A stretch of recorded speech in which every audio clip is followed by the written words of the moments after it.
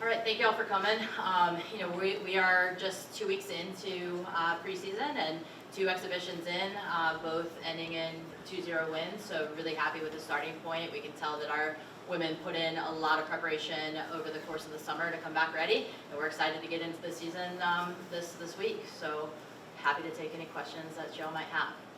Stephanie, from the first couple of exhibition games. A couple of things. One, we're extremely focused. This is a team that we've really focused on starting strong, and this most recent exhibition, scoring 2 goals in the first 5 minutes, shows our ability to be able to do that. Kylie Simmons picking up right where she left off with a goal in each of the exhibitions is a really strong sign, and two shutouts to start the year, also a really good sign moving forward. You mentioned Kylie. When we talked last, you mentioned she emerged as a goal scorer for you guys last year. How good is it for her to have that past record?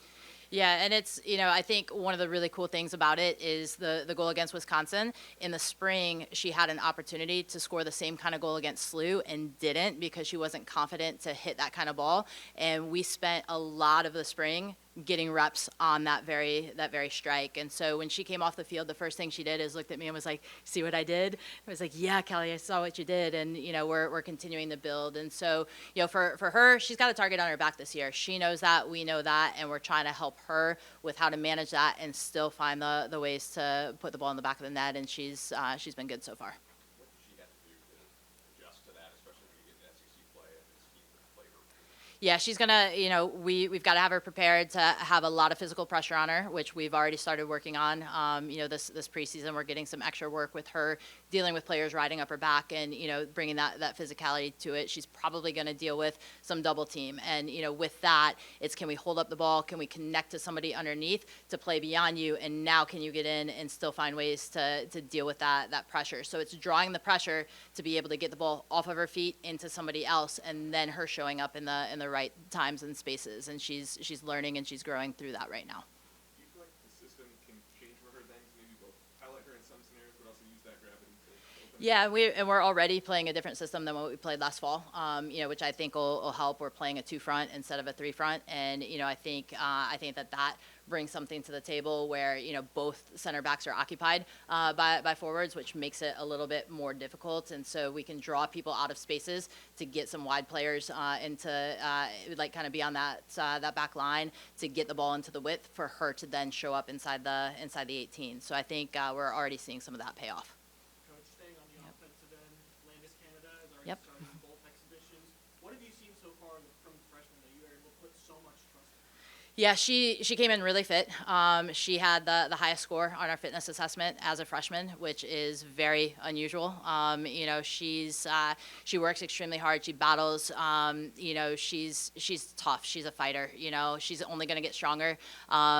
She's doing a great job in the holding midfield role of breaking up play in front of the back line, and she connects well out of there as well. She's a target on set pieces, and she scored off of a set piece. Kylie got the first touch to it, and she put it in the back of the net. So she's just hungry. She's just like, I think freshmen sometimes don't know any better than to just go and play hard and work, and she's doing that consistently. What does opening up with an in-state rival like Missouri State, what does that do for your group, just jumping right in? Yeah, I think it's a good test for us.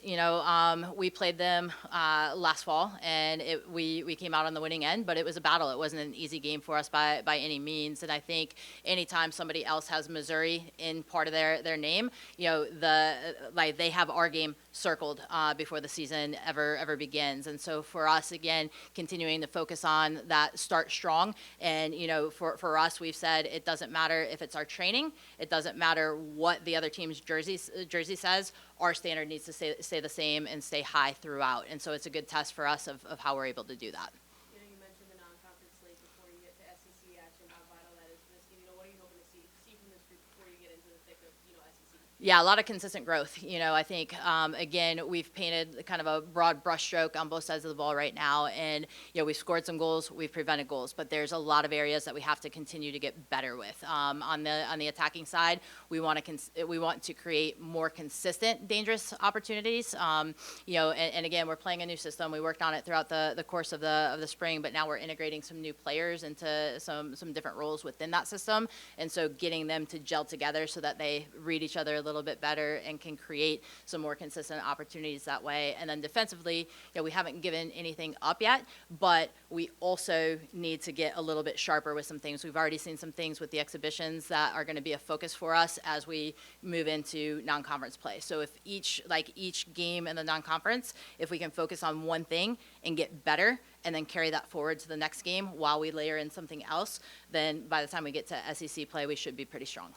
At the beginning of the season, you opened up with Missouri State and Memphis, both defensive, goaltending-focused teams. What are you going to have to do from an offensive perspective to break in such early goal against this team? Yeah, I think for us, a lot of it is like our possession with a purpose, right? Like you're not going to see us be a team that's going to connect 85 passes just to connect 85 passes. For us, we're evolving into more of a high pressing team, and I think for us, in the moments that we can turn teams over in their own end, are they opened up and can we get to goal and create an opportunity within a couple of passes to open them up? And then in moments where they're not open that way, can we move the ball to move them to where like as we connect that first pass, now can we play forward? If not, can we move the ball again quickly so that we can find those moments to play forward? I think it's the patience and also recognizing those moments when we can go, and when we can go, can we go with some aggression in those moments and some intent in those moments? Is that a style you see paying off once it comes to the SEC? Yes, absolutely. You got some more. So when you look at this roster reconstruction that you've Yeah. done, you added a couple transfers, but for the most part, it's just coming from new freshmen and maturing players. What's that kind of like, especially in the new age of college athletics, where it's all pretty much transfers coming in and out of school a lot?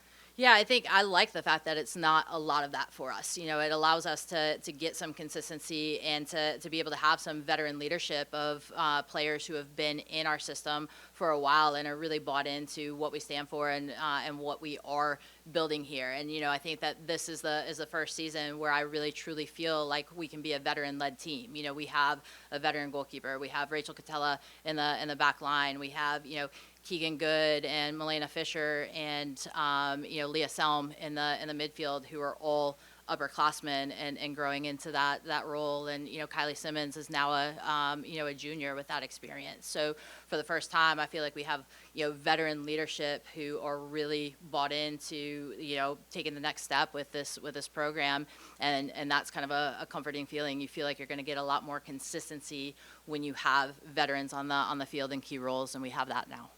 Can you talk about, vocal leaders? I noticed just how vocal Bella was, in the goal in that exhibition that was here at Article Alton. The growth of Bella, what have you seen from her? Yeah, Bella's had a little bit of a trying career in the standpoint of she's in the fall for us, but she hasn't had a full spring to really grow and develop because she's had a couple off-season injuries that she's had to deal with. And so for us, we're hoping that this is kind of her breakout year where she stays healthy and is able to really drive forward. But she has the potential to be one of the best goalkeepers in the SEC, and I think anytime the players on the field in front of a goalkeeper who has that kind of potential, like that gives them a sense of calm and a sense of certainty of we're gonna give up an opportunity at some point, but we feel confident that she's gonna take care of it. She's the type of goalkeeper who can win a game for you, and that's definitely comforting to have. When looking at this goaltender room, are you envisioning just rolling out Bella out there every single game, or are you going to try to sprinkle in some chance for Cassidy Kate throughout this year? Yeah, I think I think Bella's the number one right now, and we'll see what it looks like in games if there are opportunities to get either of the other two some experience as we go. But I think for us right now, Bella's the clear number one. Keep us on schedule. We'll take a few more if you guys have. Talking about Cassidy real quick, Cassidy Rochong and then Haley Chambliss, the two transfers coming in. What do those two bring in, and what makes them important, and why you thought they needed to be heavy? Yeah, I think with Cass, it's absolutely her training mentality. One of the things that she was looking for in her new home was a place where she was going to get some attention and be challenged on a consistent basis, and be able to be competitive on a daily basis in the training environment. And certainly she gets that with Kelsey every single time out. And I think that the way that she works, the way that she approaches training, only makes the goalkeeper room that much stronger as we're going. So, for her as, as an upperclassman who was recruited in, knew that Bella is the number one and still want to be here and still want to be a part of that environment, I think is fantastic. With Haley's taking a redshirt year this year. She won't be available this fall for us. So, why did we bring her here? I think again, she's a hometown kid. She's from St. Louis, had done well at Missouri State, and we're looking to add more depth in our attacking group, and we felt like she's somebody who can certainly bring that, and we're looking forward to getting her back after this fall. Was the plan always to redshirt her for this upcoming year? No, it's a medical reason. Any more questions? All right, thanks, guys. We're All gonna right, transition thank to you guys. private.